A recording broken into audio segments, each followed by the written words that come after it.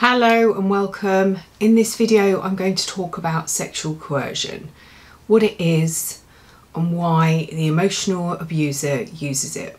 I've heard so many stories about this and it confuses the victim, the person left at the end of the relationship.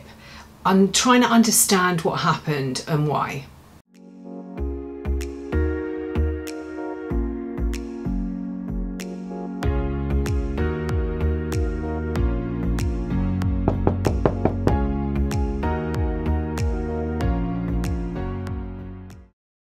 Hello, I'm Elizabeth Goddard from Revive Your Soul. On this channel, I try to help you understand what happened and untangle from those invisible chains that keep you trapped in that relationship. If you're new here, please subscribe, and if you click the little bell at the side, you'll be notified when I upload the next video. And if you're returning, thank you so much and welcome back. Sexual coercion is unwanted sexual activity. It's where a person is tricked or threatened or forced in a non-physical way. The definition of coercion is the action or practice of persuading someone to do something by using force or threats. Whereas rape is when a person intentionally penetrates another's vagina, anus or mouth with a penis without the other person's consent. Sexual assault by penetration is when a person penetrates another person's vagina, anus, with any part of their body other than the penis, or by using an object without that person's consent. Sexual coercion is where a partner feels obliged or forced to perform an act. You may have seen or heard stories on social media where teenagers find themselves being filmed or do things in front of the camera and then it's spread around. They're coerced into doing something that they might find uncomfortable to them. They might have done it for attention or because they're told that everybody else is doing it. Sexual coercion is manipulation. It's being put in a situation where you don't want to do something or you feel uncomfortable, but you feel obliged. Maybe fear of losing the relationship. They might use triangulation as a way of manipulating you, as a way of getting you to perform a sexual act that you're not comfortable with. They might have been caught having an affair, and the reason they give is because you wouldn't perform that act or you wouldn't do something in the relationship. So they had to go and find someone else.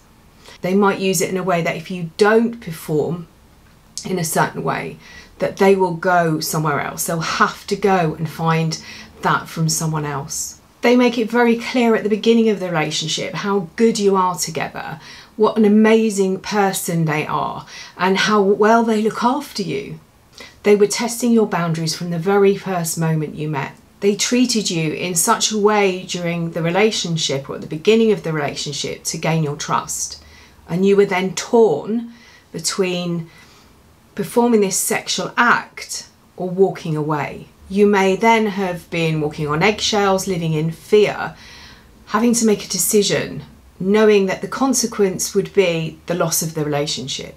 They tested your boundaries at every level during the love bombing, that idealization stage of the relationship, just to see how far you'll go, just to see how far they can push you. This was about control. They need to know you'll do anything for them and play the role that they want you to play. And they forced you into a situation that they knew would make you feel uncomfortable. And this wasn't to do with their sexual gratification.